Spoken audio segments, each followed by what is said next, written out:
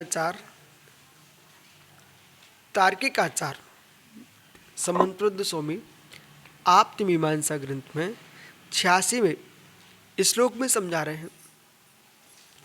पूर्व में 85 86 नहीं है, 96 89 है। 88 श्लोक में समझाया था भाग्य से ही यदि कार्य होता है तो पुरुषार्थ निष्फल हो जाएगा और दैव से ही कार्य सिद्ध होता रहेगा। तो कभी देव से देव उत्पन्न होता रहेगा, पुरुषार्थ नाम की वस्तु ही नहीं बचेगी और उससे मोक्ष पुरुषार्थ भी समाप्त हो जाएगा। अब यह समझा रहे हैं 89 में श्लोक में पुरुषार्थ देव सिद्धिश्चेत्, यदि पुरुषार्थ से ही सिद्धि होती है तो पुरुषम देवता कथम, तो पुरुषार्थ में देवता कैसे? पुरुषार्थ से ही सिद्धि होती है। तो जगत में पुरुषार्थ करने वाले लोग बहुत सारे लोग हैं। संजय, आप सब पुरुषार्थ नहीं करते क्या? करते हो, लेकिन सही दिशा में पुरुषार्थ करने पर भी सबके घर में एक सी लक्ष्मी क्यों नहीं आती? एक सा ही व्यापार 4 भाइयों का, पर चारों के व्यापार एक से होने पर भी श्री एक सी नहीं है। और भैया सुना ना, एक से ही ग्रंथ, एक से ही गुरु, एक से ग्रंथ, एक ही विषय, एक ही गुरु पढ़ाने वाला है, एक ही कक्षा में, पर सबकी धी एक सी नहीं है। पुरुषार्थ तो कर रहे हैं, 4 लोग कुआं खोद रहे हैं, पर 2 में पानी नहीं निकला। पुरुषार्थ कहां चला गया? इसलिए आपको स्वीकार करना पड़ेगा, पुरुषार्थ उनका ही कार्यकारी होता है जिनका भाग्य साथ देता है। और भाग्य साथ नहीं देगा तो पुरुषार्थ सफल नहीं हो पाता। इसलिए अलंग शक्ति भवितव्यता भी अलंघनीय है।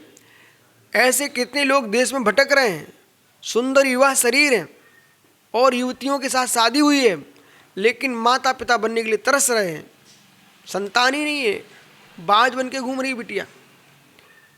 कहाँ गया पुरुषार्थ तुम्हारा? न काम पुरुषार्थ काम में आ रहा है, न अर्थ पुरुषार्थ काम में आ रहा है, न धर्म पुरुषार्थ काम में आ रहा है, न मोक्ष पुरुषार्थ काम में आ रहा है। चारों पुरुषार्थ चाहिए आपके लिए, साथ में दैव चाहिए, भाग्य चाहिए।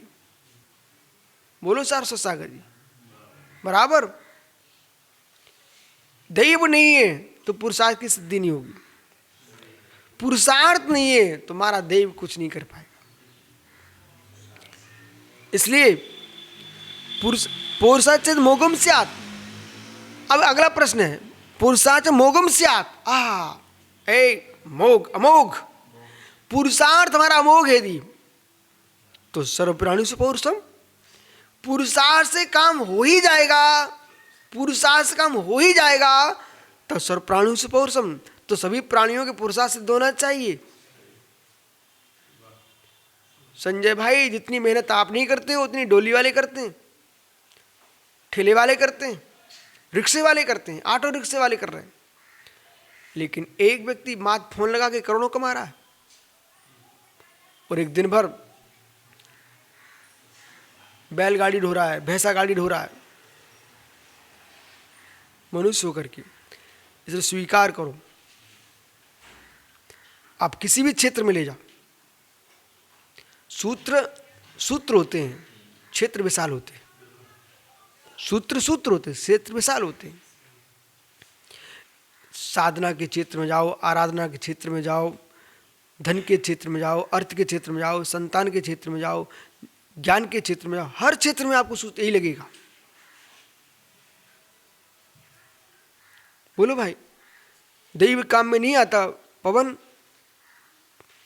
देव की लीला देखो ना, रात तिलक भरत को होना था कि राम को होना था? फिर क्या हुआ? इसका नाम दैव है, इसका नाम दैव है, इसका नाम भाग्य है। दैवश्य कुटिला गति, दैव की गति बहुत कुटिल है। देव की गति बहुत कुटिल है। ये तो आपको पूर्व से मालूम, देव कर्म सापेक्ष ही होता है, कर्म निरपेक्ष देव होता ही नहीं। भाग्य कभी कर्म निरपेक्ष नहीं होता, भाग्य कर्म सापेक्ष ही होता है। कर्म का नाम ही भाग्य, विधि ब्रंच कर्म भाग्य दैव ईश्वर नियति, ये सब कर्म के नाम है। होनहार भवितव्यता। अत पुरुषार्थ एवं सिद्धि चेत सर्वथा, यदि पुरुषार्थ से सिद्धि है, आचार्य महाराज कह रहे हैं यदि सर्वथा पुरुषार्थ से सिद्धि है, यदि पुरुषा मात्र एवं अर्थ सिद्धि स्यात्, पुरुषार्थ मात्र से ही अर्थ की यदि सिद्धि होती है तो तत्पौरुषम, उस पुरुषार्थ में देवात् देव प्रमाणित कथम फलम स्यात्। यदि पुरुषार्थ से ही सिद्धि हो रही है तो देव जो है पुरुषार्थ से ही संपूर्ण सिद्धियां हो रही है, तो फिर भाग्य क्या करेगा? देव कैसे सफल होगा? भाग्य क्या करेगा? पुरुषार्थ से सिद्धियां हो रही तो भाग्य क्या करेगा? ऐसे लोग हैं जो पन्ना में खदाने लगे हैं, वो कंगाल हो गए। ठीक है, एक महिला ने कल परसों छोटी सी भूमि में एक हीरा निकाल लिया। ठीक है, वहीं पर एक बहुत समय पहले एक सकरिया गांव में, वहीं पर पन्ना के पास में एक गोंड लघुशंका करने बैठा। उसकी लघुशंका जब जहाँ बह के गई वहाँ हीरा चमकने लग गया। तो ये भाग्य है, ये दैव है। तो दैवा प्रमाणित तत्कथम फलम स्यात्, तो उसका फल कैसे?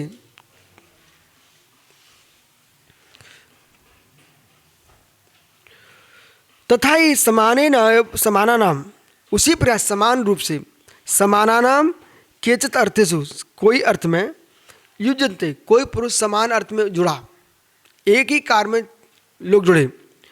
केशांचित प्रसिद्ध में, तब किसी ने प्रसिद्धि को प्राप्त किया, किसी में कोई प्रसिद्धि को प्राप्त नहीं किया।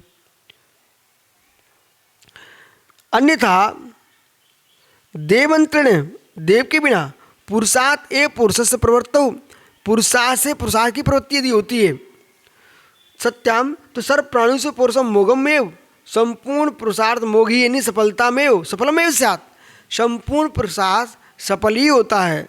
तो दैवहीना नमपि तद्भवति, तो भाग्यहीनों को भी सफलता मिलना चाहिए। कितनी सुंदर बात कह दी। यदि पुरुषार्थ से ही सब कुछ मिलता है तो भाग्यहीनों को भी मिलना चाहिए। और विश्वास मानो बोले, ए भाई, यदि भाग्यहीनों को ही सब कुछ मिलने लग गया तो आपके देश की गलियां कचड़े से भरे मिलेंगी। कुछ बोलिए कुछ। संजय भाई, आपकी कटनी की एक भी गली स्वच्छ नहीं मिलेगी। नहीं, पुरुषार्थ से सब कुछ मिलने लग गया। सुनो ना मैं क्या बोल रहा, अभी समझो पहले। आप फिर से सुनिए। आप एक लक्ष्य को गहरे में आइए। मैं फिर से कह रहा हूँ, यदि भैया कटनी के आए हैं, ठीक है ना, यदि सारे जीवों का पुरुषार्थ सफल हो गया, भाग्यहीनों का, तो इनकी कटनी के अंदर एक भी गली स्वच्छ नहीं मिलेगी, सब में कचरा भरा मिलेगा। बोले क्यों? सभी लोग पुरुषार्थ कर रहे हैं, वो सिद्ध होगा। तो कौन व्यक्ति झाड़ू लगाना चाहता है तो कुर्सी पे बैठेगा ना। सभी कार्य सिद्ध हो जाएंगे पुरुषार्थ से। इसलिए पुरुषार्थ उनके ही सफल होते हैं जिनका भाग्य साथ देता है। इसलिए भाग्य, दैव और पुरुषार्थ दोनों का मेल चाहिए है। ठीक है, बिना मेल के कार्य की सिद्धि नहीं होगी। उभय एकांत भी नहीं युज्यतम, उभय एकांत भी नहीं लगाना चाहिए।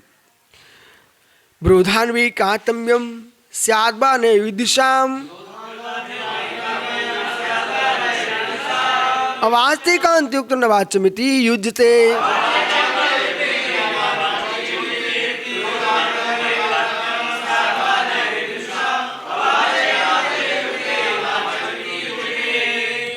पुनः कह रहे हैं, मतलब अपन को मां समझने के लिए नहीं समझना, समझने के लिए भी समझना है। इन विषयों को हम दूसरे को समझा पाएंगे ये तो ठीक है, लेकिन स्वयं भी समझ में आना चाहिए।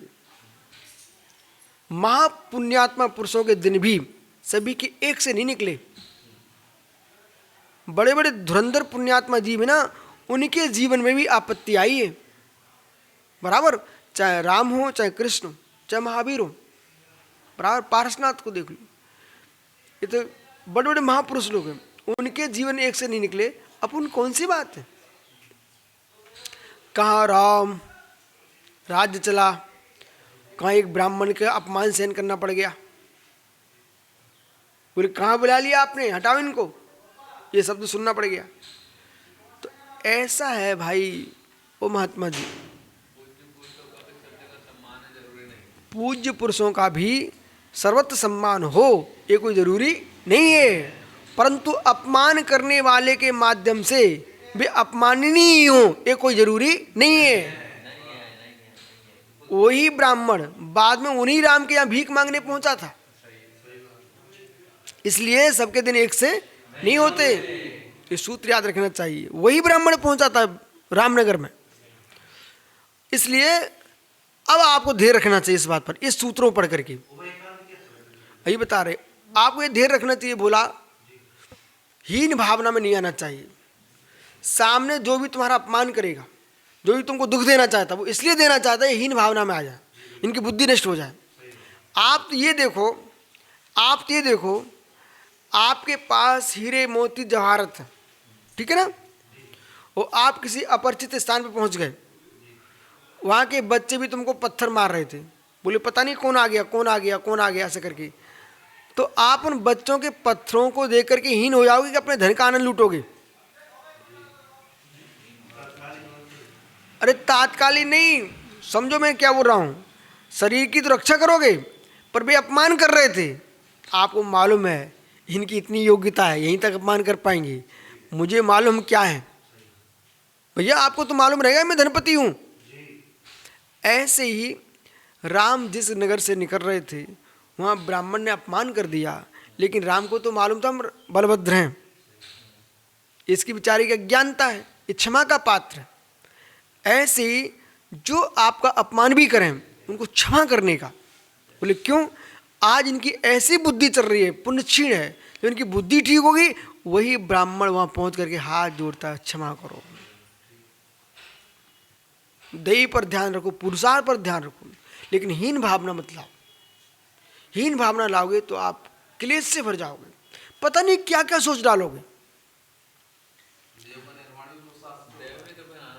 तो देव बनाइए ना, तो समता रखो तो देव बन जाएगा। भाग्य कैसे बनेगा, पुरुषार्थ से, विषमता नहीं समता से।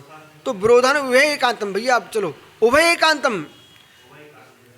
अब देखिए हम दैव और पुरुषार्थ दोनों को तो मानते हैं, दैव पुरुषार्थ की एकता को नहीं मानते, उभय एकांत, उभय एकांत। अब ये बार बार क्यों जा रहा है उभय एकांत, निश्चय को मानते हैं, विवहारने को भी मानते हैं, निश्चय एकांत को नहीं मानते, विवहार एकांत को नहीं मानते, उभय एकांत को भी नहीं मानते। निश्चयाभासी, विवहाराभासी, उभयाभासी, ठीक है ना। अब ये टोडरमल जी ने जो मोक्ष पाद प्रकाशक में लिखा वो यहाँ से लिया हुआ है, कहाँ से, आत्ममीमांसा से। महात्मा सारस्वत जी, उभय एकांत का अर्थ क्या होता है। अब देखिए उभय एकांत कैसा होता है, उभय एकांत ऐसा होता है जैसे निश्चय है विवहार नहीं, नहीं नहीं नहीं नहीं नहीं, वो कथनचित तो लगना ही नहीं वहाँ। उभय एकांत सुनिए आप, निश्चय ने स्वीकार है, व्यवहार ने स्वीकार है, निश्चय ने ही है तो निश्चय एकांत, व्यवहार ही है व्यवहार एकांत, ठीक है। और उभय एकांत में क्या जाएगा, हम निश्चय व्यवहार दोनों को एक रूप मानते हैं। बहुत सारे लोग ऐसे मिलते ना, निश्चय व्यवहार दोनों को एक रूप मानते, उभय एकांती उनके यहाँ भी तत्व समझ में नहीं आता। मतलब सर्व वीतराग को भी मानते, सराग को भी मानते, एक साथ मानते हो, उभय एकांती तुम सम्यक दृष्टि नहीं हो। अब हम पुरुषार्थ को और भाग्य को एक रूप मानते हैं, तुम पुरुषार्थ को भाग्य को एक रूप मान लोगे तो न पुरुषार्थ बचेगा न भाग्य बचेगा। न वो पुरुषार्थी कहलाएगा ना दैववादी कहलाएगा। क्यों भाग्यवान? बेटा भाग्य तो यही है, छोटी उम्र में देवता गुरु की भक्ति करने की भाव हो जाए, इससे बड़ा पुण्य क्या हो सकता है? हाँ? उभय एकांत का मतलब है दो पक्षों को एक रूप में देखना एक साथ। कुछ भी नहीं होगी, हम समझाएंगे उसको।